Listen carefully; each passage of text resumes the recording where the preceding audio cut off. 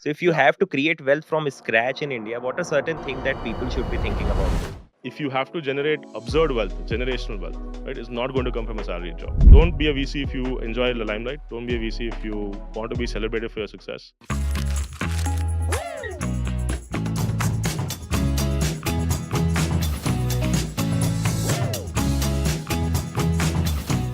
Hi everyone, welcome to Salary Talks powered by Apna Jobs, which is India's leading job search and networking platform. Today's episode is very special as I have with me Pranav Pai, who is founder and partner at 314 Capital. आज के episode में we are going to discuss about VC as a career option, what is his investment thesis, where does he see startup ecosystem in India moving forward, and what are some of the tips and tricks that he has for somebody who is looking to create wealth. Stay till the end because you're going to get nuggets of wisdom that you will not get anywhere else. Hi everyone, welcome to Salary Talks podcast show. This is the unplugged version where I am bringing change makers and people who are working in offbeat roles or people who have embarked on a career journey that very few people have thought of. Today I have with me Pranav Pai, who is the founder and managing partner at 314 Capital, which is India's one of the leading VC firms. And in this discussion, we'll discuss a lot of things. We'll get to understand from Pranav how were things when he was growing up, how is working in a VC role, and what are some of the things that he looks at candidate when he goes about hiring them. So welcome Pranav to the show and thank you so much for taking out time. Thank you for having me. Great to be here. Just I wanted to understand in the start about your career journey. You Mm. were doing product management in US. Yep. Then you launched a VC firm in India. Nobody Yeah. could have thought of this career pivot, how this thing Yeah, I happened. didn't either. Yeah, it's a strange story. So I'm born and raised in Bangalore. The few people in tech who are around here today who say that. And in Bangalore, you can't escape technology, right? IT was here, Right. BT is here. Of course, all the engineering colleges, all the startup activity also now has moved here. So when I was in school, I come from a family of lawyers and chartered accountants. I was the first kid, even across a generation, to say I want to do engineering. Okay. So none of my family could help me, right? They obviously wouldn't give me the advice that they would have normally given someone in the family. So I was given some flexibility to go out there and figure out what engineering looks like.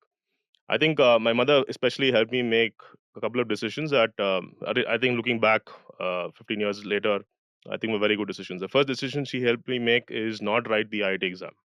Okay. She told me very clearly, look, everyone is writing the IIT exam. They want to be an engineer. Why don't we go and see one of these IIT coaching centers and you decide if you want to do that because it will take 5 years of your life, right? Back then you started in 8th standard.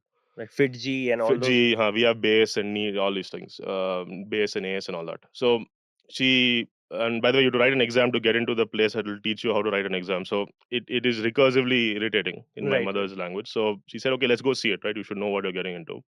Both of us walked in, we took the admission form, we went, he said, we want to see the classroom, we'll just go see. So the classroom has around 120, 130 kids. 95% of them are sleeping.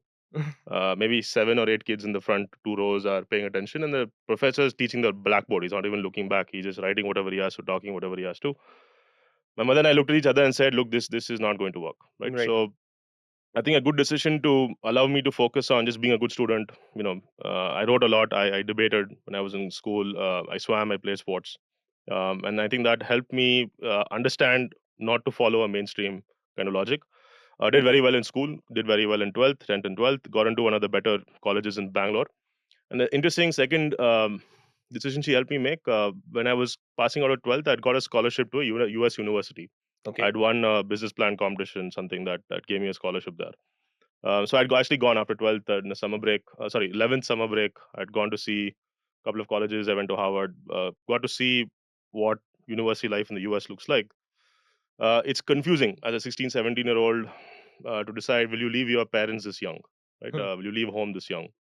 I got very good advice again from someone my mother asked me to speak to, and he said, "Look, you'll always be able to leave India and go do something else if you want to later. But these 4 or 5 years, you'll never get back with your parents, right? Right. It's very important because 18 to 23, I think a lot of how I think today was shaped back then. So I think that was good advice. I settled for the best college I could get into in Bangalore. Good marks, everything obviously, and I think that taught me like the process of being okay with what I want to do and not getting too caught up with other people's decisions, right? It's okay if other people decide other things, but do this. And that's why throughout my engineering um, education, um, in RV, everyone is forced to do a lot of things. Right. You have to mug these things. You have to become good in this branch. You have to become good in that elective. 48 Um, subjects you need to 48 ace. subjects. Mhm. You and I were talking that Right. you probably made a good decision not to come to RV because RV is super competitive in some weird ways. But again, I think there I decided very early in RV that RV cannot be the end of my education. Got it. I thought this was something that I was not prepared to settle for. RV was important. It was good. I met my wife there. I think that's the best thing that happened to me. Besides, of course, learning what I learned. But in the first year of RV, I decided, okay, I've seen what the best looks like. It's not here. No offense to anyone, but it's in the US still. It still is. And I said, I want to end my education there. I believe the last challenge of my life has to be competing with the best in the world. Right. I was a little angry with, okay, having worked this hard, gone through school. School is very difficult in India. I realized when I was 17, someone told me 2.51 crore kids were born the year I was born. I'm competing, just my batch, my year is Right. 2.5 crore kids. Add 2 years before, add 2 years after. Yeah, that's almost 10 crore kids, 10 right? crore, yes. Yeah, I said, okay, I can't escape competition. I might as well go to the place where the competition's the sharpest, like swim with the sharks, and see if I'm actually good, right? I wanted to test myself. So I wrote all the exams I had to get into a good university in the US. GRE, I maxed the math section. It's a lot of work. You have to make a lot of sacrifice. I thought after college you stop ratifying for exams, but that doesn't seem to end. So I got more angry. But again, I think there was a certain discipline that had come with removing choices and being comfortable with the choice you make and committing to it. Thankfully, got into one of the best universities I wanted to get into. I think Stanford changed a lot of things about how I think. And I think the last decision I made in Stanford was reminding myself I should say no to things that are distractions and focus on what I want to do. So at Stanford, the choice is even wider, right? Right. There's no limitation on which course you can take. You can go to business, you can go into biology, you can go to social sciences. You can do a lot of other things outside of your elective. I think at Stanford, I got thankfully pulled in a direction that asked me to challenge myself without competing with people for marks. Right. So Peter Thiel was teaching the course that became the book Zero to One. I Hmm. was there in person when he was teaching the course. Facebook went IPO at 100 billion. 100 billion. Zuckerberg is someone our age, right? What, Right. 2 3 years older than us. A kid our age is taking a company public at 100 Sometimes billion. it gives me a reality check, but Yeah, yeah. it slaps you in the face and says you thought you were competing with Yeah, the right. best. Where are you, right? What is your level? So I think you get pulled in a direction that wakes you up. It gives you a very severe reality check, and that I think that was the final straw that broke and told me I should stop trying to follow the flow, right? Really challenge yourself. I sat for the Google, the Facebook, all the placements, obviously in the US, a lot more interesting jobs. Decided to join a startup, and I think that was the last decision I think that really changed my life because I got to see the craft of building a company. I was employee number 3. Oh, I was not nice. the founder, but the founder we worked for. This was his third company. He had sold the first two. He had made money. To see a guy his age still wanting to do another startup, still going through this pain, talking to VCs, pitching, getting no, getting no, getting no, getting no. Because if every yes you get like 40, 50 no's, right? Why would this guy put himself through? He's already made enough money. He's Hmm. already successful. Achieved But his fire number. he's achieved his fire number for sure, right? He called us to his house one day. His house is bigger than the whole dormitory block of Stanford. His house is bigger than that. Um, and I got to see, okay, there's a motivation in some kind of people, which makes them good founders, which helps them recruit animals like me because I'm a very competitive guy. I'm fairly good at my job, right? It's hard to hire a guy like me and Right. convince me to join anything because I think I know so much and so on when I was that age. But I got to learn from the other side of the table what a good founder really does. I got to learn how they treat investors and what a good investor is, what a bad investor is, right? Right. Because investors are genuinely good. They build companies before, they give you good advice, they get out of your way, they don't micromanage. Some VCs who haven't built a company before, haven't programmed, haven't built a product, they give you very theoretical advice. They want to decide everything you do. They'll tell you this button color is not right, this page should not loading faster. Bhai, I mean, Hmm. after point, boss, we are the guys building the product. You It's relax. my You baby, you you so. come give the money. You look at the business. Hmm. This line you don't cross, right? Right. Anyone will think that way, right? But I think I got to see for real what it takes to go from zero to a reasonably large company. Right? We got acquired for just under 400 million. I got Nice. to see my ESOPs actually hit my bank account. It's a different feeling.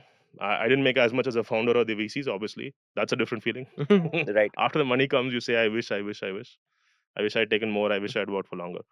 But I think having gone through this all before I was 26, 27, I think I crushed maybe 1.5, 1.6 times the experience into that time period. Right. Right.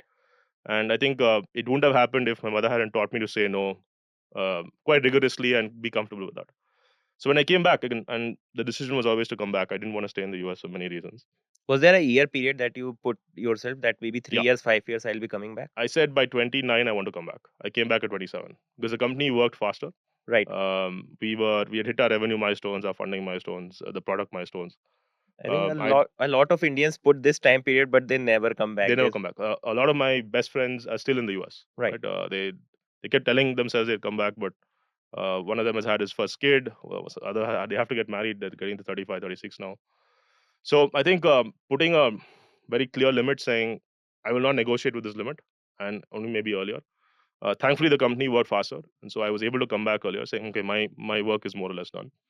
And I think coming back, I had made the last another interesting choice. I don't want to be a founder. After seeing a good founder do his job, I said that's not for me. Right? Okay. I will either work for another founder again and be very good at my job. And I'd seen Nadella and all the other Sundar Pichai. They'd come given lectures at Stanford. They'd spoken quite a bit about how being not a founder but running a company one day. Right? I thought, okay, that's more what I am good for. I don't Right. like starting companies necessarily. I had not thought about starting a VC firm, to be honest. But when I came back, and maybe that's another story that I can share. Um, the last year of my fourth year of my education in RV, two companies came to placement that we had never heard of before: Flipkart and Musigma. Right? We didn't know who they were. We had to ask permission to go to the computer lab, remove the shoes, Google what is Flipkart, what is Musigma, because it is for the placement, right? Infosys, Accenture, TCS, everyone has heard of them. So when I came back, I was looking at the startups, whatever, because I was tracking them from the US. Also, Flipkart had become massive, right? Music had become almost 700-800 million in valuation. They raised from SoftBank or someone, and I was saying, okay, something interesting is happening here. The companies I didn't know 5-6 years back, I'm seeing them now becoming quite big, and they have hundreds of people, right, working for them. I said, okay, I think the VC ecosystem also is changing. I had not Right. looked there before. Um, I thankfully met some people who knew some VCs and said, look, you should go meet them. Send here's some email addresses, ask for a meeting. I sent maybe 50, 60 emails. I think I got 3 responses. 2 gave me a meeting. And in one of my first meetings with the VC, a very funny story. Um, he said, look, guys like you will want to start a VC firm. By that time, I was experimenting with it. He asked me how much you're raising. I said, okay, sir, I'll try to raise 50 crores because it's hard to raise more. There are not too many LPs in India. He looked at me. He was eating his lunch, right? He gave me a 10-minute meeting. And in Canada, he said, look, son, your fund size is how much fees I earn in a year. Oh. Okay, why are you bothering to compete with people like us? Just give me the money. I'll pay you a commission. You go find something else to do. Why you want to compete with VCs, right? So I left that meeting in 10 minutes. I said, okay, boss, something here is definitely an opportunity. If the VCs think like this, that they are, gatekeepers, that no one should compete Is with barrier them, to entry so high in it starting is a very VC? high. It is very difficult. It's barrier to entry in any of these industries is quite tough, right? Especially investing. But we realized a few things, and the guys I was talking to about what we would do, because there were 3, 4 of us who were all interested in working together. We saw that there's actually very few VCs in India. Most of them were global brands: Sequoia, Axel, Lightspeed, Coming to India, coming setting to their India, India local offices. shops, right? Almost no one was building a homegrown VC firm, right? And even if they were, most of them were in their late 50s, getting to 60, right? Senior Um, executives, Very now senior, yeah. operators. And none of them had built product before. They were not technologists. Right. Maybe the guy closest to a technology role was a sales guy, one of the VCs. Almost all of them were consultants, so MBB, right? Right. Right. Right. So we got to see, okay, there's something wrong here. The kind of VCs we were used to in the US, who had built companies, operators, they've turned VC. There's 2 generations of that happened. Hmm. They're more sympathetic. They know how to talk to founders. They actually know how difficult it is to build a product. They can actually debate product market fit with you. Here it was very theoretical. Hmm. And a lot of them were very top down in thinking about India, right? They were not going to the road and saying, what are the actual problems? How will you pay? How do you transact? How much will you pay? What is the right price? Everyone was reading a McKinsey report and building a thesis, Right. right? And when I met some founders, I realized, okay, their experience with the VC was also very challenging. They were sending out the same emails like they sent 50 emails, maybe 3 will respond, 2 will give you a meeting, both will have a high ego about why it will not work. And unless you are fitting this China में है, US में है, तो India में होगा, right? Like Hmm. Alibaba is there, Amazon, therefore Flipkart. I'm building DD, Amazon for India. I'm DD, building Uber, Airbnb for correct. This India. for X for Hmm. that. हाँ, this is very And famous. वो हर yeah, tech this में मिल is जाता every है. founder's problem, and that's why everyone tells you this, right? Um, every founder goes through this, and every VC is saying no for the same reason. Hmm. So I said, okay, there's really a monoculture here. The problems we really need to be built to solve for real Indians' problems are not being built by this. These are Americans or outsiders thinking what India needs, Right. right? Which is a big problem. So I said, okay, I can go on and on, but a large battery of these experiences convinced us if we are able to raise a little bit of capital, why work underneath the founder, or why work on this side, work on the other side, or work across the table, work with good founders to build great companies, do it differently, Right. right? And we said if it works, we'll be able to identify problems before the mainstream. Right. We'll be able to identify good people to help us work with us to solve those problems. Right. We don't want to take 27%, 30%. We don't have the money to give them that much anyway. So we'll take 10%. That's fine. Today, what every angel investor does, right? Right. But we'll be institutional. We'll do it the right way. We'll treat them with respect. We will never say no on email. I mean, we will never not reply to an email. Today, we get 8,000 companies pitching to us every year. So it went from sending 50 emails to receiving And what's 8,000 the emails a team year. size right now? 30 people, 9 people on the investment team. Oh, With 9 people, we can't meet 8,000 companies. right. So we have True. to send very well crafted emails of why we're not investing in this space or this market we're not doing right now, right? But we have to be fairly aggressive tat. We have to turn around fast. So till date, we try to make sure every founder comes first. We don't know them, we've not met them. We are respectful that they are trying something. We try to tell them no in as clear a way as possible. A genuine It doesn't mean feedback it won't also. work. It doesn't Yep. mean you should not do what you're doing. It means we are not the guys for you, right? Right. And if we can be helpful, of course we will be. So it brought a sensitivity to us that till this day we think is our default way of operating.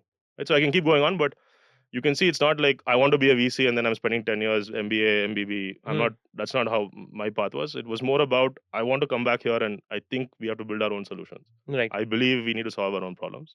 I believe capital plays a role, but there are other things we need to do. And I believe we need to be a certain type of person. Right? Right. Certain types of people are not good for this. But other types of people who've seen it, have been through it, there's a little bit more sensitivity that I think makes them more useful. So You that's a quick wrap up of what the path was getting me here.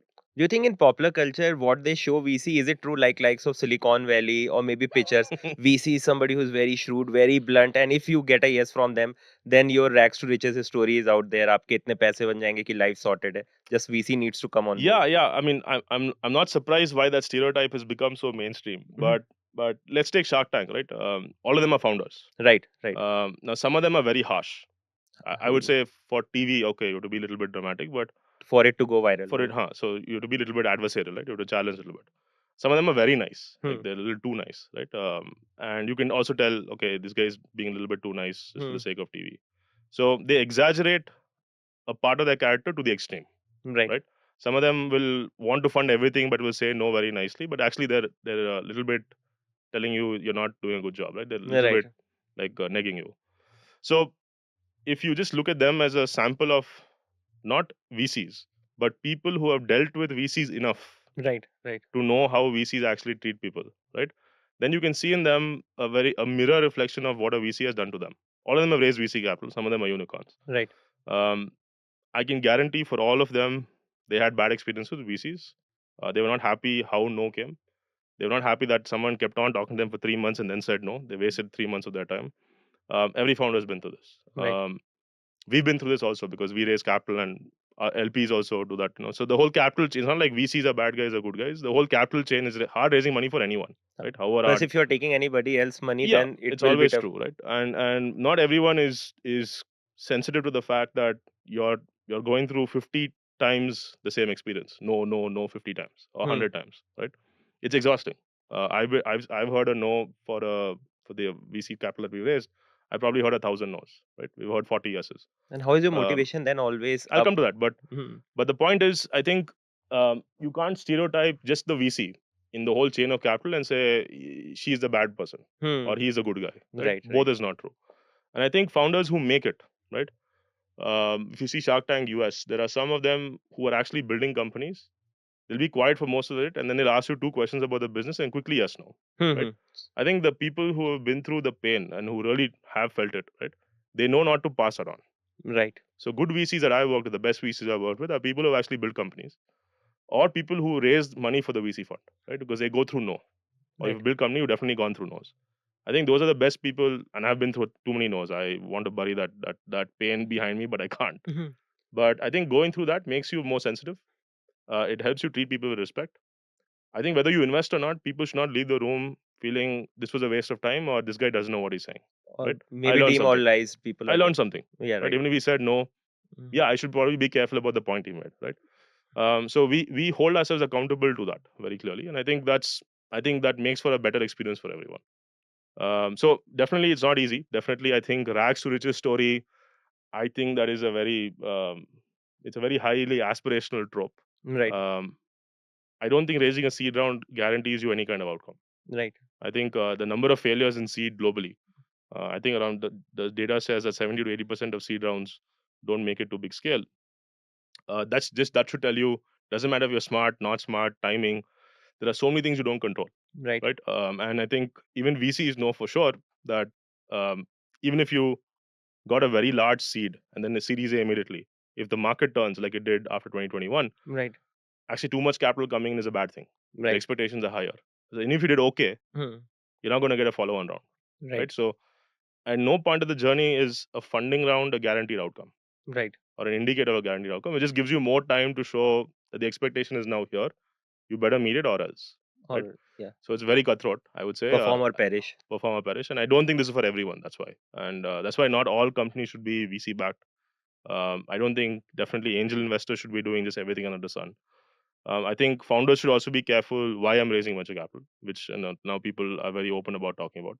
So I think there are a lot of lessons here, second and third order consequences that if you just project through last 10 years, I'm glad that India has learned so much. Right. We've been through all of this now. It's not like we need to learn more to be good at this. I think now it's just about executing.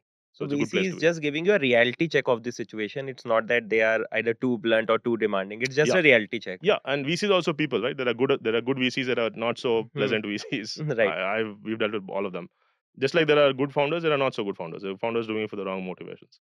So I think what I will tell you is if you're a founder, a VC who's seen so at 314 we've maybe had 45,000 companies pitch to us now. Right? Okay. At least we've got 43,000 business plans, decks, whatever.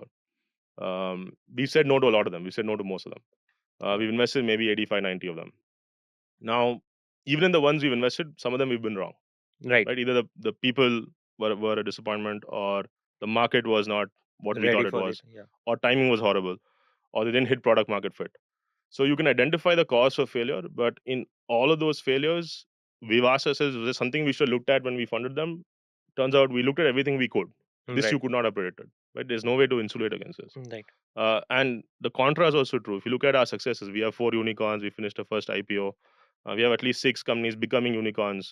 They call Soonicorns. I think that someone keeps making the report. So assume the top 10, 15 are reasonably successful. We could not have looked at any one of them and say, oh, they're going to be unicorn for sure. There's no way, right? Right. Our biggest company today is Licious, which is a D2C brand in the animal protein space. There were 2 guys on a laptop when they came to us. Vivek, actually one of the co-founders, is a VC himself. And if Okay. you call him, he'll tell you the story. He knew all the VCs, and he went to all of them just like when I didn't know all the VCs, but I asked for meetings. At least he got the meetings. They Hmm. didn't even give me any meetings because I'm nobody at that time, right? But all of them in the first 30 minutes, no. Vivek, why are you doing meat, right? Do something in food delivery. Do something else. Why are you doing meat, Do right? the flavor of the season thing. Because Swiggy, everything is getting funded. Do food delivery, Hmm. or do something ride hailing, or Hmm. do something in e-commerce. Sell clothes, sell makeup, something. Hmm. Why you want to do something so painful, right? Right. And some VCs told him, Vivek, only 10-20% of India eats meat. How Hmm. how big a market is it? Hmm. Where's the problem? Tam is missing. Yeah, TAM is there. TAM is not there. And Vivek actually went with data, right? 78% of India consumes meat weekly. No. And $40 billion of meat consumed every year. It's a massive market. right. And there is no one organizing meat, if you think about it. Mostly unorganized. It's all unorganized, right? Right outside here, we saw the butcher. We were Yeah. talking about it. So if you think about the experience from the consumer's point of view, everyone is looking for a solution, Hmm. but VCs are somehow not in the solution space, right? They're so Right. far away. Some of them don't even believe there's a need for a solution. So if you ask founders like that, and why do we do the first round? Because we actually go in there and look at the problems. Right? Right. We've talked to customers, we've seen where the consumer white spaces are, and this is one of the spaces we said you can actually build a category creator. Hmm. right? Right. Nothing exists before you, Right. and it's very hard to compete with you if you do it a certain way. Right. To do it full stack, don't just buy from here and deliver like Swiggy. Don't go to a butcher and deliver to your house. Go all the way to the supply chain start, right? Go to the farm, Hmm. right? And integrate and process from the start, which is what they've done. Today, they're 1,000 crores in annual revenue. They'll be profitable very soon. Category creator, market leader. I think that's an example of how in India, and this is why I love investing here. You can still build category creators. You Right. can solve real problems, right? You don't need to go into Web3 and crypto and all these make believe versions of make believe problems that maybe one day you actually have a use case. You can solve real problems today, and you can build IPOable companies doing that. Right? That's what makes us excited. I think founders we worked with who have done that well, us and them, there's a humility that comes from this is going to be really difficult. There's a shared sense of okay, there's going to be a lot of pain. We go through it, Right. right? But in the end, there's a attitude of we can't give up. It's going to be difficult, but it's going to be worth it. So don't give up. So I think you need the VC to have that sensitivity, and that's my belief. And that's why we try to build 314 a little bit differently. Got it. You talked about a lot of rejection. So how you cope up with rejection? What is your coping mechanism? Yeah, I Friends, family, or some will. hobby that you take up um, or pursue? I think that two things that give me that motivation. So as a student, I realized there's a lot of pain in the generations that came before me. My father's father, my grandfather, was orphaned when he was very young. He ran away from home. He went to Bombay. He used to clean the table in Kamath Hotel, one of the Udupi hotels. Sleep under the table, one meal a day. Um, he got married by force because his uncle decided you come back, you get married, you have to get married now. I promised your father. His wife, my grandmother, was a school teacher, Hmm. right? And that generation after independence, who were born, who were 10, 20 years after independence getting married, this country stole all hope from them. There was nothing. It was Right. scarcity, right? Hmm. I don't think enough of us know how bad it was. And I, unfortunately passed away when I was 5. So I didn't get to ask him too many questions, but I do remember very clearly him telling me how happy he is that he could put my father, his son, in school. I'm a child. Hmm. Okay, I can't even talk full sentences. Right. But he's telling me how happy he is your father went to school. I think. He's a CA today, right? Right. And he used to tell me that he couldn't study. And he would talk to me about the fish market, about buying vegetables. Like he would just give me stories, and for not too long. And even as a kid, you can say, "Oh, this doesn't sound right." Like something bad happened to that generation, and I think it happened to almost everyone in India. Right. And I think when my parents were in their 20s, they were getting educated. My grandfather's generation didn't know how to feed themselves tomorrow. They didn't have money. Uh, I remember when my parents got married. So they were it was not an arranged marriage. They found each other in college. Um, my father's a CA. He's a rank holder. His CA job paid him 150 rupees a month. Right now, you can't support a family on 150 rupees a month, Right. especially if your father's died. You have to support the elderly as well. I remember when my parents had my brother. I was 5, 6. It was around the time my grandfather died. My mother was saying she will give up her job. They were actually talking about, okay, will we have enough money to support 2 kids, right? Right. Um, so there's a lot of pain, and I think it's not an isolated story of pain. I think anyone here in this room goes back, you will see that there was a system of governance in place, this socialism mindset that robbed from us, Right. right? Um, when I was in school, whatever I could do, however good a student I was, I knew I was being given the space to study and do so well because my parents took a lot of pain and made sure they could pay my fees, whatever, right? And of course, my father's career with Infosys, it's a generational rise up, right? Very few people go through that. So he wasn't around too much. He couldn't give us his time. Of course, that's why the financial security came because he worked that hard. Most kids who go through that don't know the pain behind it. They see only the success. Right. I think our parents didn't hide too much from us. Seth and I both got to see that it was such a soul crushing challenge, and it brought in us a sensitivity that never again, right? Never again.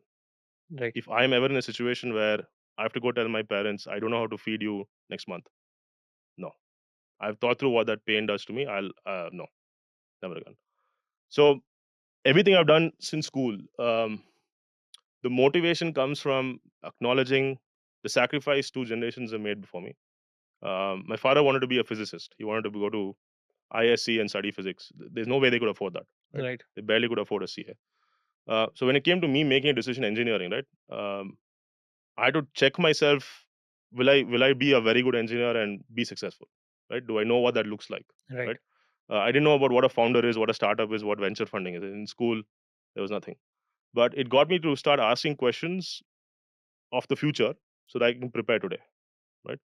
So that motivation comes from knowing the past and saying, I'm not just going to leave it to chance. I have to work backwards from a future, which safety net, draw a line.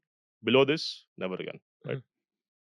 Second, because that train of thought is there early, and now all of us are seeing this because of social media. When I was in school, when I was in college, I just joined RV the first year. Kasab came 2611, shot up Bombay. Thankfully, I didn't have family in Bombay, but in RV, there are people who had Mhm. relatives who were around Oberoi Hotel, whatever, Taj Hotel. What did our government do? They did nothing. Right. No retaliation, no strike. This Prime Minister Balakot, we've drawn lines now, right? Right. But imagine you're 17, 18, you're in college, you're angry all the time, you're anti-authoritarianism. Everyone has that feeling, right? You're Mhm. young, the testosterone is high. But Aman Ki Asha is the program that Times of India launches with some newspaper in Pakistan. And our response to someone coming and shooting our financial center is Aman Ki Asha. Oh, let Right. us hope for peace. We should not retaliate. We should be bye, ban, ban. No, that second thing that I saw, I still remember that memory quite vividly. I said something is wrong here, boss. This cannot be the kind of country for us, Right. right? This is not the right system. And I think that event started getting me to ask questions about, are we being fed some programming that is not good for us, right? We don't protect our borders. We don't retaliate when people cross the line. Um, Scam after scam after scam after scam, right? And I was left with the conclusion, and that the internet wasn't everywhere in our pockets like it is today. But if you start googling what is socialism, what is this, what is that, you get to see, okay, this whole system is nonsensical. It doesn't Right. work. We have to have enough agency to earn for ourselves, pay the tax. But after what I do after with my money after my tax, I should not It's be my asked questions. prerogative. Yeah, Yeah. right. I want to be successful. I have to have that motivation. But there's a line you have to draw after which you can't ask me questions, Right. right? So that's an important series of lessons you go through that young. But I don't want kids to go through all that, like the pain in the macro, and then ask those questions. We should Right. be taught to ask those questions, right? And Right. we were never taught to ask those questions. So I think that's a second very vivid event in my head. This Aman Ki Asha nonsense, and then Rang De Basanti. If you've seen that movie, Right. again, college kids, whatever, Amir Khan, okay, sure. But then what do? They go hijack a radio station of all things. Nonsense, Right. right? If everyone hijacked a radio station when they were in college, what will work in this country, right? So the nonsense we're being fed, it's to keep us confused and without motivation, Right. right? Back then. And I think that's why I'm not surprised. So many of our best people used to leave the country, right? Right. All of us who went to Stanford, Harvard, whatever, we're the best in our class. We competed with 25 million babies and we're in the top 1,000, 5,000, 10,000, whatever, right? In top N. Um, I'm not surprised they all leave and don't want to come back if that's the motivation in the environment around you, Right. right? Right. So to answer the question now, sorry, it went a little bit long, Mhm. but the things that are given to us as signals to build our motivation on were wrong. Right. I think I learned to question all that. And then, therefore, the motivations are never again, and a little bit of anger against the system. Right? Right. I disagree. Right. I don't buy the logic. Right? I don't buy this philosophy, and I will do it differently. Right. Right? And I think that's a certain anti-authoritarianism that, if it's channeled well, that's why we start a VC firm. Right? A Right. little bit of a, okay, we'll show you. Right? Right. When it's not ego, it's more, I'll let me try. I'll try to make it work, and when it works, now I'm not going to fail. Right. Right? And therefore, I learned the third thing, which is, if you look at athletes, the best athletes in the world, um, again, when when I was in school and college, we lost too many World Cups, but thankfully 2011 we won. Right. And the guys who won it for us, the Kohli, Dhoni, Yuvraj, they were young, they were hungry. You could tell they were not from Bombay, Bangalore, very safe environments. Right. Like Rahul Dravid was my hero before Dhoni won the World Cup. Okay, because he's from my school in Bangalore. Dravid studied in the same school as me.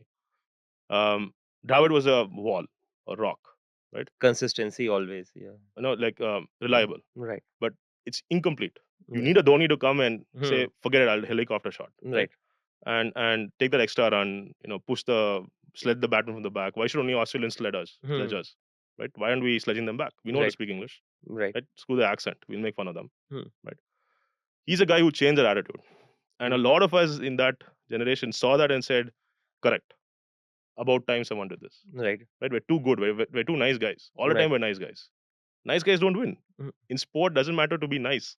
In sport, you have to win. That's all that You matters. need to be Very competitive. unidimensional. Right. Right? The best football players, if they don't win the golden ball, they're angry. They score Right. 30 goals, but they didn't get the golden ball. You Right? might have seen memes of Mbappe after Yep. football Of World course, Cup. Mbappe, right? Hmm. He was possessed in the Hmm. I was there in the final. That man was possessed. Right. I was scared looking at this guy scoring the third goal. Holy shit. I've never seen this before. I'm sitting there live and this guy's outplaying Messi. Right. Okay. And of course he'd won the last World Cup. He was a much younger kid, but I'm now scared for the guys who come up against him in the next World Cup. Right. And that's the kind of guy I look at and say there's a certain athleticism that motivates them beyond the ordinary. Right. Right.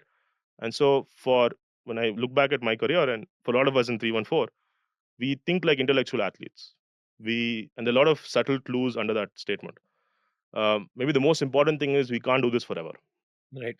We look at VCs who are 64, 65. They're raising their next fund.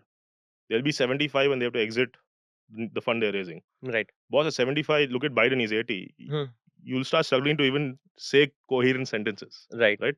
How will you compete against animals like me in exiting companies, getting a better deal, building a unicorn? It's going to be very difficult. You have to have some sense of self awareness. Have you also Right? thought of a retirement age That's for what I'm you? saying. So that's why I say if you think like an intellectual athlete, you realize you can't work at this intensity after an age.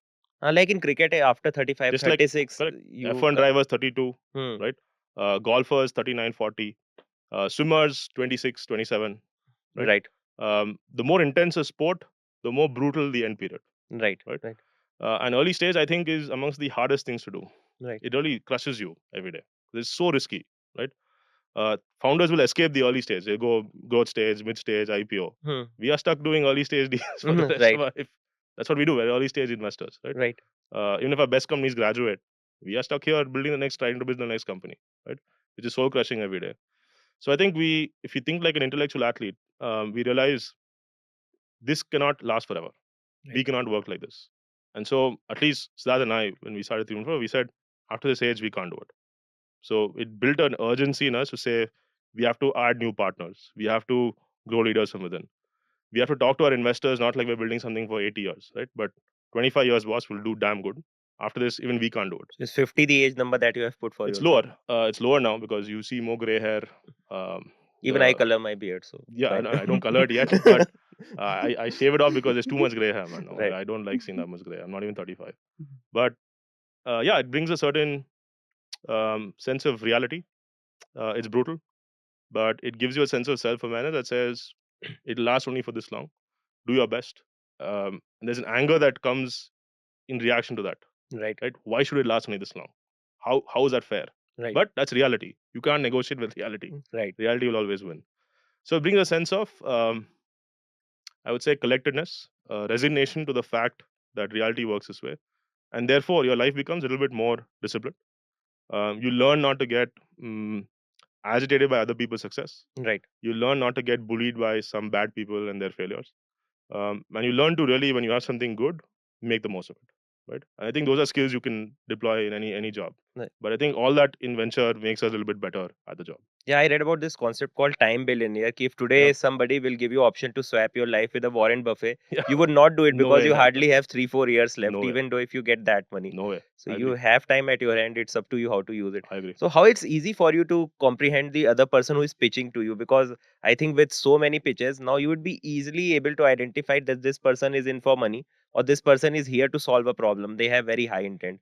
Yeah. That's a good question. So look, how much ever investors say when they're sitting on this side of the table that no, I'm judging everything on merit, Hmm. market, then product, then market margin, whatever. They'll create some big explanation for how they judge companies. I think that at the heart of it, if you don't see you working with this guy or this girl for 10 years, right? If you don't see him or her being able to recruit a better person as CFO or Hmm. CTO or CPO, whatever, right? Right. Because you mean one day go to chairman, hire a CEO, because Hmm. you can't be CEO forever, most Right. likely, right? Very few people are. You start judging these people under those lenses, and most people don't know they're being judged that way. Most people in the early stage, and how will they? Because it's hard to think of so many things at once. Don't know that they're even being held account to something that is very cruel when it works. Right. It's not that you're judging the cause for failure. You're judging something, how they'll react when it actually succeeds, Right. right? Um, First of all, building something that succeeds is the hard part, but judging them for how they'll behave then also is a Hmm. very weird derivative, right? Hmm. But those are the extents to which the people judgment goes, right? Right. So we've seen all this. We know all this. So what we do is we try to tone it down into there are only certain sets of markets we work in, right? So for example, I use this example quite openly, but we will not invest. Unlikely, we will invest in a company in the dating space for many reasons, right? There are a lot of dating companies that have worked with big apps, big businesses, but not for us for many reasons. Um, Therefore, even if a really good founder comes to us, but they're building in this space, we'll say, fantastic, we hope it works, but not for us, right? Sorry. So it brings a little bit of a discipline to, Hmm. therefore, even the number of people we will talk to or entertain. Second is in certain markets, you need to have a founder who knows the market well, right? So, for example, if you're building in the specialty chemical space, Hmm. if you haven't worked in specialty chemicals development, you don't know the R&D workflows, you don't know how the customer thinks about purity. If you haven't done payment management in the working capital cycles, there are too many surprises in that industry to learn from like a general guy, like a consultant going into it, Right. right? It helps if you've actually worked in SRF or one of these big companies and then come to build a company, a better version of it, right? So we can judge people for their preparedness in the business without making a personal judgment on them, Right. right? It's fine if you don't know spec chem, but we'll try to look for someone else who knows this industry better, right? Simple explanation. So we can go on and say we can eliminate a lot of different characteristics of people before making personal judgments on them, Okay. right? That's what we try to do, because otherwise you're just judging people harshly for no reason, which is I think unfair. But the personal judgment is, can we work with you for 10 years, right? Will you learn? Right. You'll be wrong. You will be wrong, just like we will be wrong, right? But when you're wrong, will you accept whatever the argument that is right and do what is best for the company? Right. So there are a few ways we test this. When it's getting to we want to do the deal, but we try to eliminate a lot of the other things on market, on product, on people, other things that we can ask. So basically, the founder and their persona will can take a backseat if everything else is in place. Yeah. Good. Actually, we'll ask it a different way. If we reach a situation where you don't want to be CEO anymore, are you Uh, the kind of person that makes room for a Right. CEO, Got it. right? Or makes room for better people in general? Got I it. think the smartest founders always say yes, because even they are like intellectual athletes. They realize, boss, I can't manage 1,000 people or 5,000 people or 10,000 people. I don't want to be that kind of person. Right. I'll hire a CEO who's better at taking this company public if that is what is required. Right. Right? Some founders now, especially the second time founders, come to us and say, boss, I'm only going to be CEO till Series B. After that, we all have to find someone else to be CEO. Okay. So I'll be on the they board, are transparent in the starting because they've itself. realized they don't see what is a, let's take Zuckerberg, right? Dorm room story. Everyone's seen the movie. A lot of exaggeration in the movie also, but fine. Today, Facebook has, I think, 160,000 people, 160,000 people, Hmm. right? Right. If he isn't the kind of person who enjoys managing the HR workload of 160,000 people, he will not be CEO, Right. right? Sergey Brin and the Google founders, basically, they left the CEO position to Eric Schmidt. He came from some other company. Hmm. It's a great example of how even founders say, "Boss, my time has come. Right. Right? This running a big company is not for me. It put me in the technology department, put me in the science department, research department, whatever. I'll do my work there. Right? Give me a budget, whatever. Okay." So I don't think there's any shame in that. But people who know that that is not for me, that is an important realization, Right. right? And I think a lot of these guys have been through it now. They're starting a second company, third company, which is very good for the ecosystem. I think there's a more narrow focus, like I've said before, that makes for a better conversation. Got it. Got it. I think a lot of viewers who are watching this would also like some tips from you on how to generate wealth or become wealthy, because Sure. a lot of these are salaried professionals Yeah. and you have to slog till 55, 60 to get to your retirement Yeah. corpus, start with a mutual fund, then you Right. watch all of these videos that you'll have 1 CR at age of 60, but that Right. will not give you time freedom. So if you Yeah. have to create wealth from scratch in India, what are certain things that people should be thinking about doing? Yeah. So, um, our parents' generation did not think about getting wealthy to those levels as reasonable ambitions. I think government job was top ambition. Correct.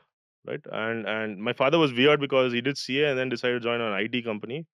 People couldn't even explain what IT is. Right. Okay. When I went to school, When my teacher asked, "What does your father do?" I said, "IT." After that, "What is IT?"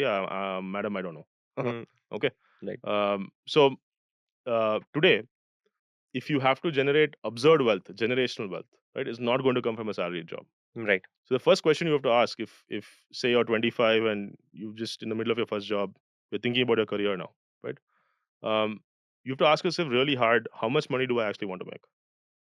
Most people don't know what to do with $1 billion. Right. And I'll give you a very simple example. As a VC, I will never be a billionaire. I already know. Okay. However good my funds are, if I do 20 years of this, I'll never be a billionaire. You I have know done how that much I'm going to make. calculation. Of course, I know the Hmm. calculation, Yes. right? Right. Because in every fund, it's structured with fees, carry, hurdles. Hmm. All the math is known. You set a reasonable, say 100 rupees becomes 400 rupees, 4x fund is reasonable, right? Right. It's a good fund. So far, we've always done 5x, 6x, 7x, but 4x, okay. Hmm. Assume the outperformance doesn't last forever. Project for 20 years, right? How many funds we'll do, etc., etc. The math is not difficult. Right. We have to do all this before we start a VC firm. So, Right. because we have True. to make our own personal calculation. Will this work for me, right? Um, I'll never be a billionaire, was the answer. And thankfully, because of all the elimination and so on, I know for sure I don't want to be one. There's too much baggage with that label, and I don't need the money. If all I did was I want to buy a yacht, I want to buy some Air Jordan, whatever, then I know I need money for things that I don't need. I want, right? Right. I'm not that kind of guy, right? So I learned very quickly these Forbes aspirations are nonsense. It always leads to more trouble. So be very brutal about how much money do you actually need, right? My number is actually not that difficult to reach in my industry or many industries. Okay. That's number two. Therefore, once you reach a level, say your number is 10 crores, right? You can make 10 crores in almost any industry in India today. Okay. Because if you become the best CFO or the best say COO Hmm. or the best CTO, right? Let's say tech, right? Or even the best growth hacker. There's so many new jobs now, Any C right? level executive job. Any C level, they're getting paid 2, 3, 4 crores a year now for a Right. reasonably large company, right? Right. So 10 crores is nothing, Doable. very doable, Hmm. right? So suddenly, you'll realize actually I don't need to think that far and start a company, be a founder, be a VC, whatever, all these absurd Forbes aspirations. Just taking today's skills to the terminal competency in 10 years, right, gets me beyond 10 crores. Right. So therefore the third level is okay, I have to work damn hard now when I'm 25. My neurons are still dense, my hormones are still working. Maybe I'm a little overweight, maybe I don't do enough exercise.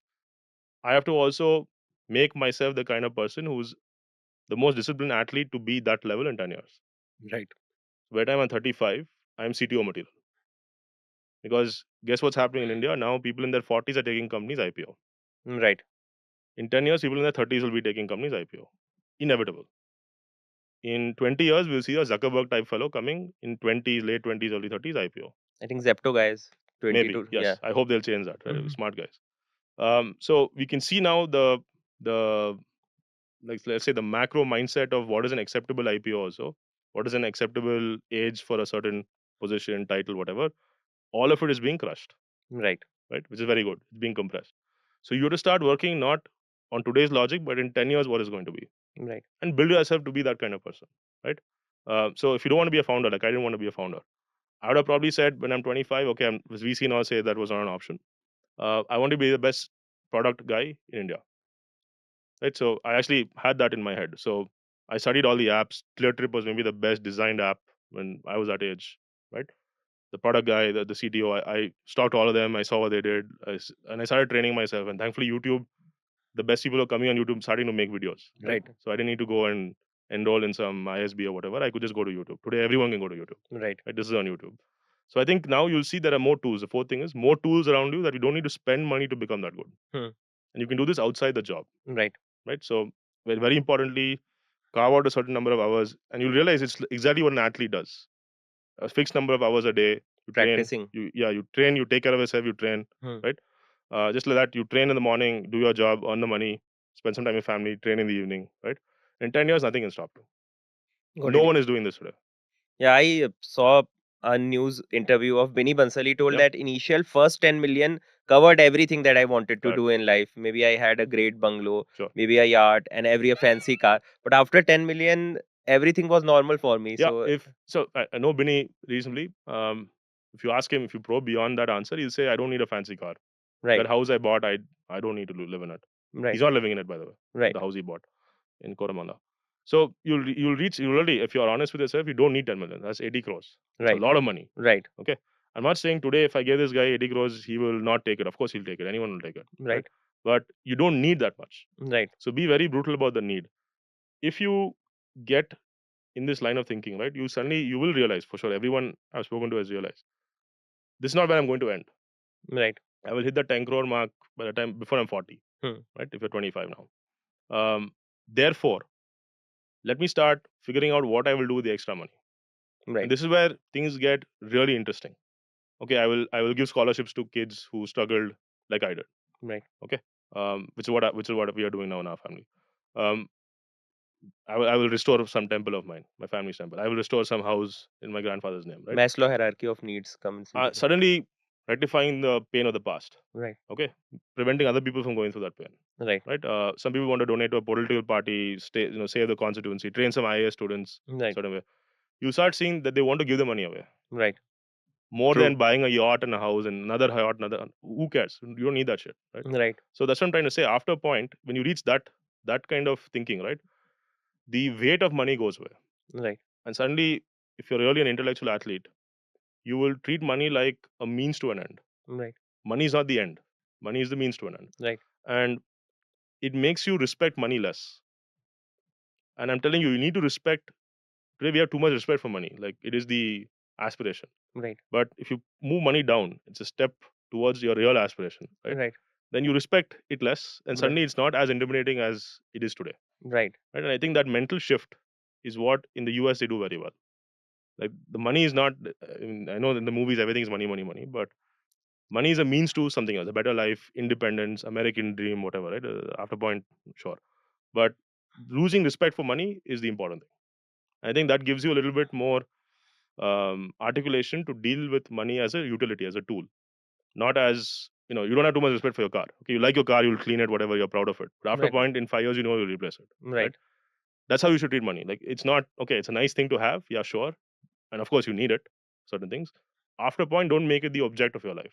Got it. That is very important. I think initially you told about Hindi movies, and also basically that I think comes from movies. Also, you see Yeah, somebody getting a money, their life transforming like anything, coming into choppers and then fancy cars that yeah, people yeah, get motivated.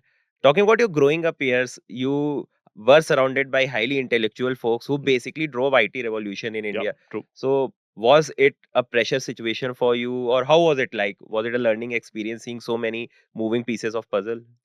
Yeah. So I didn't understand what IT was till I got into the 12th standard exam for the RV college, Comed K, all that stuff, right? Comment, yeah. Because in Comed, everyone wants to get into RV because of placement Right, or BMS or whatever. right, What is placement? What is who's coming? That's when you start asking questions, right? right, And I think the interesting thing here is, thankfully in Bangalore, we were seeing the companies who everyone aspired to get jobs in right.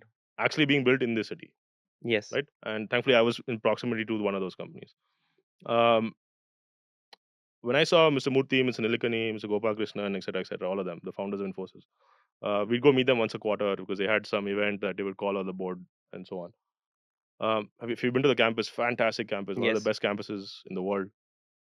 What these guys did is they raised the standard of what it means to work in a company so high, above Right. and beyond anything India has seen before. Right. Right? They built the largest university in India is built by Infosys, the Mysore campus. Right. It I think it can train 45,000 Hmm. people every year, and it's a beautiful campus. It looks like it's almost as good as Stanford, right? Massive. And I think you we got to see literally these people setting aspirations and earning their own profits to fuel the aspirations. No Right. raising money, no waiting for TPG, some growth guy to come give you money. From the start, they didn't raise any venture capital. The only equity they raised was in the IPO when they filed in '93, and you got to see in real time all the principles everyone talks of as ideal theory. These guys are doing in reality, Right. right? And they were quite meritocratic. The founders, there was a clean passing between them. very clean board, governance, etc. So I was learning concepts that you are usually in a textbook, and the ideal state is always told you in a textbook. You are seeing the ideal state in reality, Right. right? Of course, there were some mistakes, Right. and of course there are challenges, and the industry has become bigger, more competitive, etc. But what they did, I think, it's hard to replicate in any industry anywhere in India. Do you think it can be replicated today? I think it can be, It but can. it's very hard to, Hmm. right? So I'll give you simple examples. I think if you take Infosys peak market cap 100 billion, Right. Reliance is 200, 220, HDFC is 150, 160 at the peak. Um, we are now creating $100 billion companies, but it took 35, 40 years, Right. right? Some of them are older. Right. I think now we are creating unicorns in 7 years on average, Hmm. right? We are struggling at the 20 billion mark. Paytm, Baiju, right? Tanking. We are trying to get too big in a time frame that India does not support as of today, and we are Right. seeing the pain of going down. Right. Right? Very, very painful to see a 20 billion company go down. I mean, it shouldn't have happened ideally. But if we say, look, the 100 billion was done in 35 years, the next generation of 100 billion should be done in say 20 years, Hmm. right? And therefore, the pressure on these investors and the founders to do it in 8 years, 9 years, 10 years, 12 years, we have to let go of that pressure and say we have 20 years, boss. Hmm. Okay, 100 billion is a lot of money, right? Right. Right. Especially in India, because the PPP you multiply by three and so on. 20 years, 100 billion. Anyone today in this room takes that outcome. You devote 20 years of your life to it, right? But these guys are in a hurry for other reasons, Right. and everyone has a different motivation, whatever, right? So I think, in my opinion, we are set up for 100 billion outcomes, but not 35. Too much. It's too much of your life. I think 20 reasonable, right? I think guys like Zepto and so on will set a new trend, Right. right? But for us millennials, 20 we should deliver, Right. right? And I think there are now I am seeing founders who are saying, I'll be more patient, I'll hire good people, I will not grow 200% a year, I'll grow 80% a year, but I'll grow 80% for sure Right. over the next 10 years, right? I'll compound in ways that are predictable. I don't want to burn out my people. I want to pay my people well. I'll give them ESOP. I don't want to overcommit to the market and then let them down next quarter because it'll crush me. This Hmm. market is very punishing if you don't keep your word. Right. Very rewarding if you keep your word. It's a really discerning market today, the public markets, Right. right? And the transition from private to public is like it's like coming out of your mother's canal, birth canal, man. I'm telling you, Right. it is such a vivid experience that it changes how you think forever, Right. right? So I think more companies going public and more founders sharing that story with companies who are still private and saying, "Boss, slow down. Slow down. Right. Your word is more important than some 2% extra growth." Right. Okay, the people around you are more important than you can't keep replacing them forever. You Right. need your CFO to stick with you for 10 years. Right. Okay, because he will take the continuity of the company forward, and that compounding really matters. Right. So I think those are things that we are now passing down slowly. There's a big gap between the Infosys and the Flipkart, Baiju, Paytm. They didn't talk. Right. They should have spoken. They really should have spoken. Right. They would have learned a lot of things. Right. There's a big gap. Right. I hope they come to the next generation now. I hope more people talk. We are trying. We're getting them to talk to each other. But the guys who went at 20 and failed, I think we should all learn and say, boss, slowly, more steadily. The compounding is worth it. Give it time. Right. Let's make it happen. Right? So I think that's what is going through right now. Right. I think the conversation is going to change for a much better, more deterministic set of outcomes going forward. But I think Pranav, इसमें lot depends on people also ना मतलब in next 20 years your motive or intentions might be changing Yeah, or maybe so everybody needs to be aligned and in Infosys case everybody was aligned since beginning and they stayed till the end. not So true. Not okay. true, right? So I'll see. It's easy to say that now because in 35 years they delivered, but Right. every year there was a doubt. Okay. Okay, see, I'll tell you a simple example. 90%, 95% of their revenue comes from outside India. Right. Okay, think about it. Oil companies in India, ONGC, blah blah, all these guys. Their money doesn't come from selling oil in Thailand or Africa. It comes from selling oil in India, right? Right. Reliance Retail sells stuff in India, right? IT is the only industry we have where all the people are here, domiciled here, listed here, everything is here. It's an Indian company, as Indian as it gets. But 95% of the business comes from outside India. Yes. So when India is today, for example, in 2024, India is doing very well. It is growing at 7%, massive economy, fifth largest, becoming third. The macro narrative is the best it's ever been. Right? Jobs, everything's being created. But the rest of the world is in real trouble. Right. Inflation, petrol prices, elections, it's going crazy. Right? War. Wars, Wars. Yes. it's really going crazy. The IT industry for the first time is saying my home market is strong or my people are happy. They want more benefit. They want more hike. They're asking for title promotion here because the macro is doing great. But my customers are all suffering. Yeah. They're not giving me projects. Right. Right? Always the opposite was always true. US is always doing well. India is scam, yeah, Just trying to whatever. catching up. Yeah. So India, okay, India market anyway, we don't have much revenue here. As long as US is strong, we're good. Hmm. Right? So they're dealing with a very new inversion. Right. That's never been a problem for them to deal with before. Right. Right? Second, we're going to reach a point where the Indian currency becomes stronger. Right. The IT companies were always reliable compounders because they were earning in dollars, Cost arbitrage was there. and they were bringing it here in a cost arbitrage and so on. Now the living cost is going up. People have bigger aspirations. Right. No one is going to join these companies at 4 lakhs. You and I had to suffer that Right. abuse in placement, right? Mhm. With 3.2, 3.54. Right. Today, you give a kid 4, they say, sorry, boss, I'm going to Flipkart. Right. Right? We couldn't say that, but Right. in 10 years, it's changed, right? So now suddenly they're running out of people to hire. They're going to tier 3, tier 4 colleges. Even there, they have YouTube, they're seeing Shark Tank, they're saying, boss, I want 5, Yes. right? And they're starting to, so there's going to be a full inflation that they Right. all have, there's a rack up that Right. happens. And suddenly all the margins have to be a little bit compressed from the bottom up, Right. or they have to ask for pricing increase there, but they are struggling now. Right. So there's a crushing coming. This Right. is a big challenge, Right. right? And lastly, AI. Everyone's talking about AI substituting people and so on. We don't know what the ramifications are, Right. right? The first ramification is Infosys might be, so Infosys was one of the first investors in OpenAI, 2017. Oh, nice. They're a shareholder. They've Okay. seen ChatGPT from nothing to today, Hmm. right?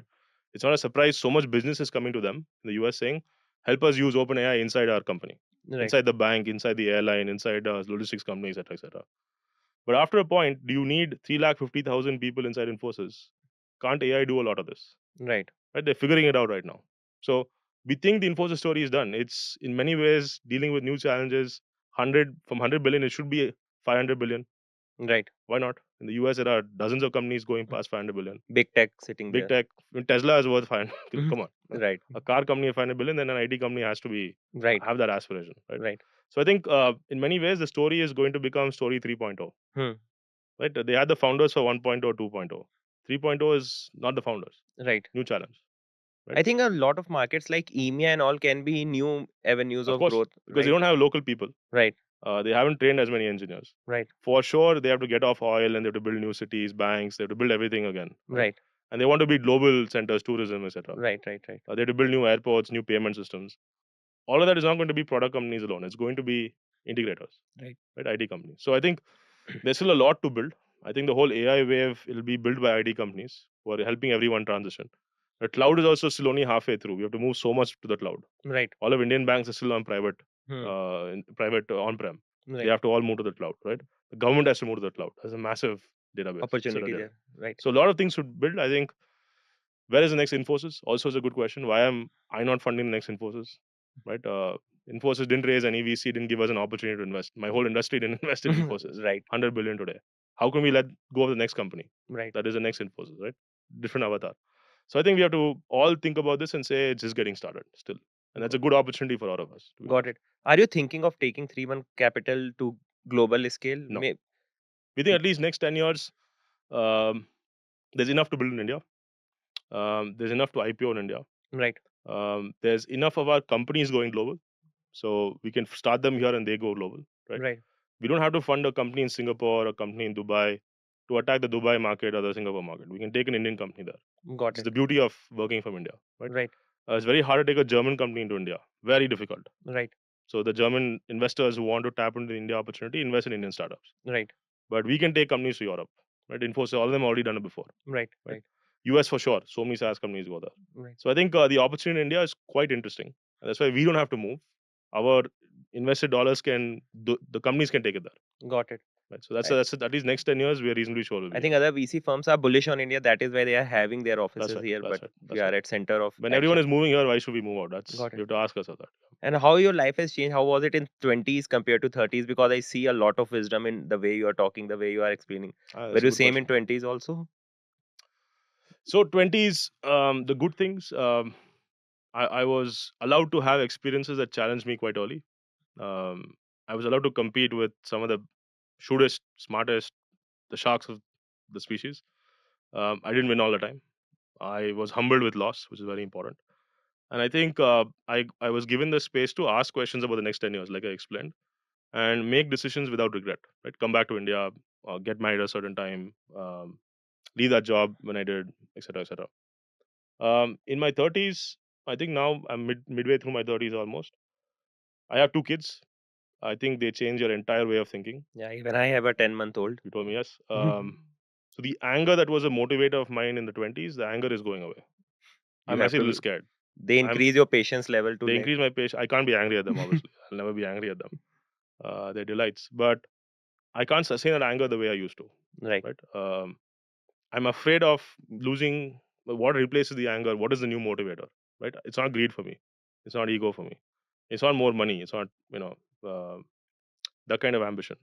But I think now the urgency of doing it before my time comes, because now I'm closer to the time I set when I was in my 20s. I'm not moving that time period. I'm holding myself accountable. I'm now closer to it by half. And I realize I don't have much time. And I think that motivator, the urgency, is a stronger motivator than anger.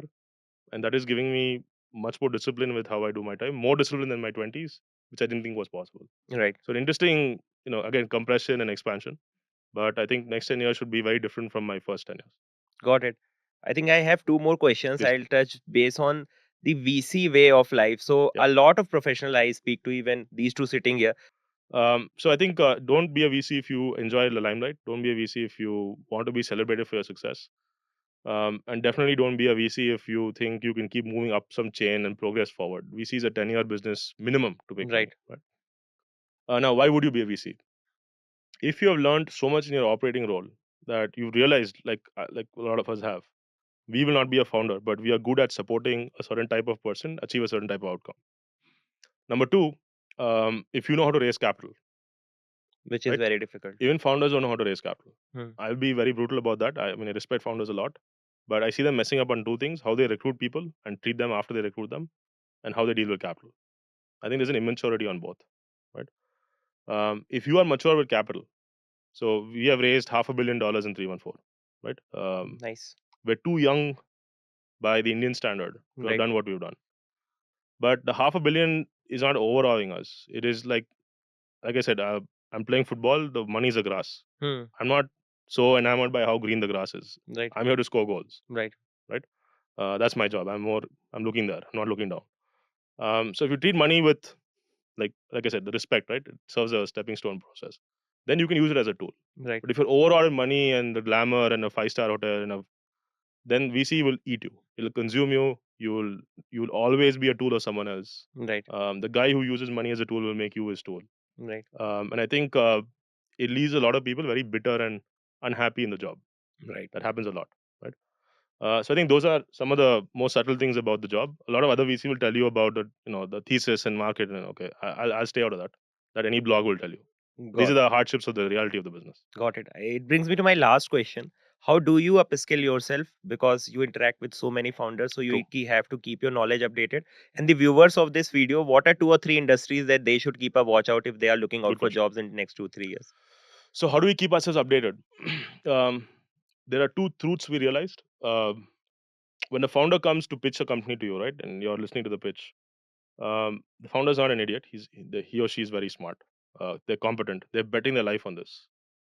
So you have to assume the amount of preparation they've come with when they're making that pitch, and you give them 20 minutes, 30 minutes, 45 minutes, whatever, right? They don't have hours to talk to you. They are coming like it is the most definitive event in their life. These 45 minutes, Life transforming. right? That's how they're coming. That they're putting that pressure on themselves. Um, if you don't know enough about that market, so say someone comes and pitches some spec chem idea to me, right? If I'm not the spec chem educated guy, Mhm. like I don't even know what manufacturing is, what the margin profile is, who the customers are, what is spec chem. I just say, no, boss, I'm doing ride hailing, food delivery. Why are you talking to me? Um, I'm wasting his time. Right. Like I'm letting this guy down from the first minute, right? If I ask questions, I'm going to look like an idiot because I know for sure I don't know what he's talking about, and I'll ask some very weird questions, Right. and then he will look at me like, "Oh, how do you even have this job?" Right. Okay, it's all downhill when you're not prepared. So knowing the truth that the founders coming to with that intensity in that conversation forces you to be prepared in the markets you're investing in, Right. and therefore it also allows you to do an interesting test. If the founder knows more than you about this market, good, he's the right guy to start the company. Right. But if I know more about this market than the founder, because it could be a bad meeting also, right? Right. You could be a hobby founder, whatever. Then I know this guy is not the right guy to start this company. So I think that's the interesting difference in the pressure that comes and how to Okay. deal with it. So as VCs, we're always working under this pressure that we should know our markets as well as possible, Right. and therefore it forces you to limit yourself to a few markets because you Right. can't know everything. So to get good, we're spending a lot of time outside.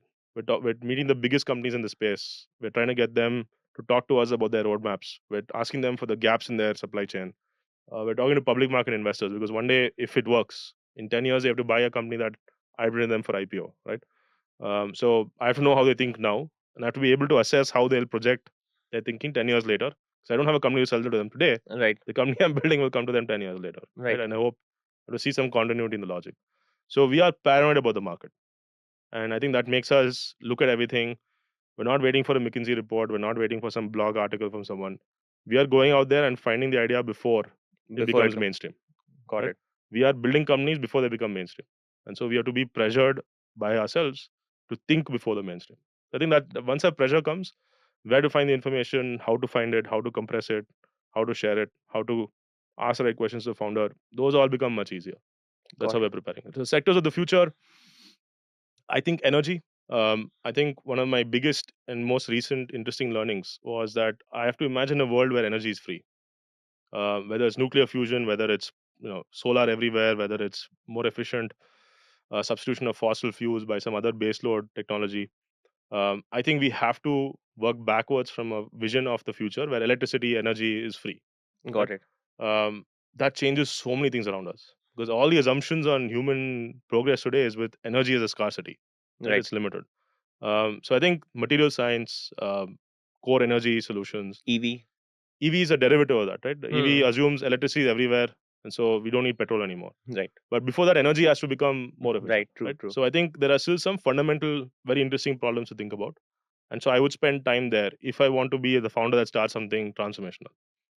Second, I think you look at the success of the first wave of VCs, tech companies, Flipkart, Paytm, PhonePe, Swiggy, Zomato, etc., etc. A lot of them are services, but all of them are services. Very few products, Right. right? I think to start assuming now, and like we did 10 years back when we funded Licious and so on, there are going to be more Indian substitutions in the product space in India, Right. right? So Mama substitutes Unilever or whatever else. Licious builds a category. Boat substitutes some other things, but they have to make more in India to Right. be a really Indian product. So you're going to see now everything has an Indian substitute, right? Uh, I think very few substitute companies, a standalone large businesses go IPO on their own. You have to be a house of House of products brands, or a basically. house of brands maybe, but you can't do them by rolling up. So the roll up companies have struggled, right? Because you can't just buy everything and assume. Ah. So I think how to transition to a future where India builds more of its own things and more products. I think that is a layer of innovation that we have to build still. Logistics, distribution, advertising, marketing, all of it has to be built in a different way. That's a big opportunity. And third, I think maybe the most interesting sector for me is AI has come and has showed us a lot of things, right? Imagine a world where all of us have expertise around us for free. So I am Hmm. my own personal doctor. I am my own personal lawyer. I am my own personal, say, tutor, right? Teaching me things. My own personal negotiator. Go find me a better insurance deal for my car. Find me a better discount on the Swiggy thing I'm ordering. Everything around me and keeping me alive and efficient is now a dedicated AI agent, Got it. right? It's very far fetched, but people are already trying to build this. I think Jarvis for Iron Man. yes, exactly. So with spatial computing and AI agents, suddenly the world around you, you're surrounding yourself and insulating yourself from the reality of the world. Right. Also, right? Everyone's becoming a cocoon. I think it's a good and a bad, but I would say for sure, everyone who's trying to be a founder, start learning how to work with AI right now. Okay, you will see some problems there that if you solve for, suddenly 5 years later, when this AI agent thing is becoming real, you are better prepared to start a company in that space. Right. I would say that is coming. I don't know what shape it takes because it's so uncertain.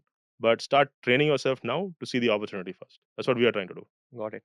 Thank you so much, Pranav, for a candid conversation. I think there are very nuggets of wisdom which people will gain from this Thank you. conversation. And thank you so much for taking out Thank you time. so much. Appreciate it. Thank you. So in this video, we discussed VC as a career option and VC invest in startups. If you want to work in startups, then you need to make sure that your profile is present on Apna Jobs and it contains all the relevant keywords so that you can get your first interview call. Follow me for more such content.